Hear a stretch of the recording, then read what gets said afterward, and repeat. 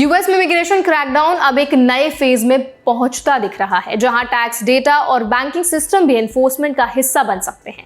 हाल ही में Washington DC की federal appeal court ने एक इमिग्रेंट राइट्स ग्रुप की रिक्वेस्ट ठुकरा दी, जिसमें आईआरएस को टैक्स पेयर डेटा शेयर करने से रोकने की मांग की गई थी।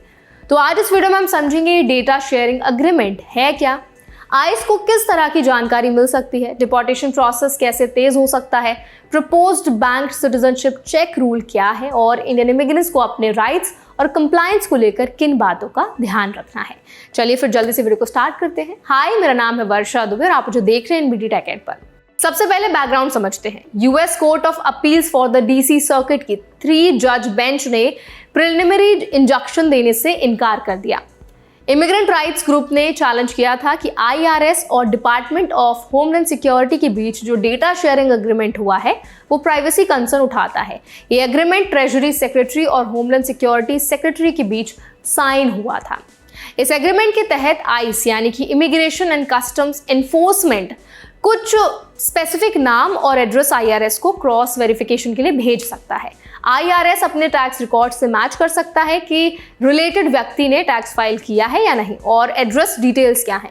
ये सीधे टैक्स डिटेल्स पब्लिक करने की बात नहीं है, बल्कि आइडेंटिफिकेशन सपोर्ट के तौर पर क्रॉस चेक का मैकेनिज्म है।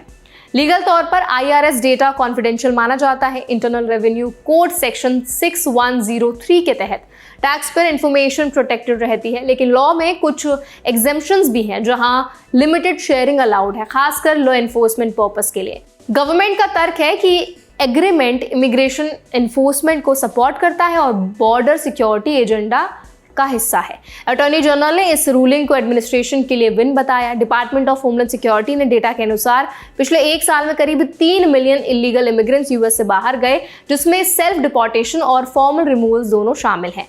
एडमिनिस्ट्रेशन का दावा है कि क्रैकडाउन नेशनल सेफ्टी के लिए बहुत जरूरी है। अब प्रैक्टिकल असर समझते हैं। अगर आईस के पास पहले से किसी व्यक्ति का नाम है और वो आईआरएस डेटाबेसेस से एड्रेस वेरीफाई कर सकता है तो लोकेट करना आसान हो सकता है। इससे एनफोर्समेंट प्रोसेस तेज हो सकता है। हालांकि ऑटोमेटिक डिपोर्टेशन नहीं है।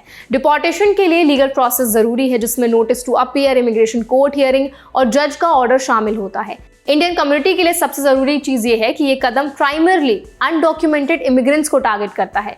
Valid visa holders, green card holders या यूएस सिटीजन्स के लिए रूटीन टैक्स फाइलिंग से इमीडिएट रिस्क नहीं बनता, बल्कि टैक्स कंप्लायंस स्ट्रॉन्ग रखना फ्यूचर इमिग्रेशन बेनिफिट के लिए पॉजिटिव फैक्टर है। अब दूसरे प्रपोज्ड रूल की बात करते हैं जो बैंकिंग सेक्टर से जुड़ा है। रिपोर्ट के अनुसार एडमिनिस्ट्रेशन ये कंसिडर कर रही है कि यूएस बैंक्स को करंट और न्यू कस्टमर्स की सिटीजनशिप वेरीफाई करनी पड़े।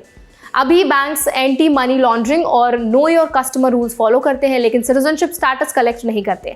अगर एग्जीक्यूटिव ऑर्डर आता है तो बैंक्स पासपोर्ट या सिटीजनशिप प्रूफ मांग सकते हैं। ये प्रपोजल अभी फाइनल नहीं है, ऑफिशियल्स लीगल पाथवेज एक्सप्लोर कर रहे हैं, लेकिन अगर लागू होता है तो एग्जिस्टिंग कस्टमर्स से भी रेट्रोएक्टिव डॉक्यूमेंटेशन मांगा जा सकता है। बैंकिंग इंडस्ट्री में इसको लेकर चिंता है क्योंकि कंप्लायंस बर्डन बढ़ने वाला है। इंडियन इमिग्रेंट्स के लिए इसका मतलब यह है कि डॉक्यूमेंटेशन ऑर्गेनाइज रखना और लीगल स्टेटस क्लियर रखना और भी जरूरी हो सकता है। Passport, visa copy, I-94 record, green card copy जैसे डॉक्यूमेंट्स अपडेटेड रखें। बैंक या एम्प्लॉयर से कोई कंप्लायंस रिक्वेस्ट आए तो टाइमली रिस्पॉन्ड करें। अब राइट्स की बात करते हैं। यूएस कॉन्स्टिट्यूशन सभी पर्सन को ड्यू प्रोसेस प्रोटेक्शन देता है, चाहे इमिग्रेशन स्टेटस कुछ भी हो। डिपोर्टेशन ऑटोमेटिक एडमिनिस्ट्रेटिव एक्शन नहीं है। इमिग्रेशन कोर्ट में केस चलता है। व्यक्ति को लॉयर रखने का अधिकार है। हालांकि गवर्नमेंट फ्री लॉयर प्रोवाइड नहीं करती।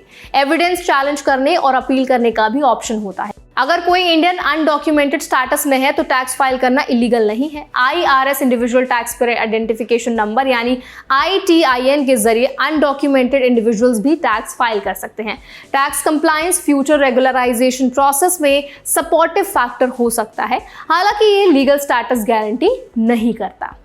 ग्रीन कार्ड होल्डर्स और वीजा होल्डर्स को पैनिक करने की जरूरत नहीं है, लेकिन कंप्लायंस स्ट्रॉन्ग रखना बहुत जरूरी है। एड्रेस चेंज होने पर USCIS अपडेट करें, टैक्स रिटर्न समय पर फाइल करें, क्रिमिनल रिकॉर्ड से बचें, बैंक डॉक्यूमेंटेशन मिसमैच ना हो। तो आई होप ये वीडियो आपके लिए हेल्पफुल रहा होगा। अगर वीडियो आपको पसंद आया तो उसको लाइक करें, शेयर करें। ऐसे और भी अपडेट्स वीडियोस के लिए हमारे चैनल एनबीटी टेक एड को भी जरूर सब्सक्राइब करें।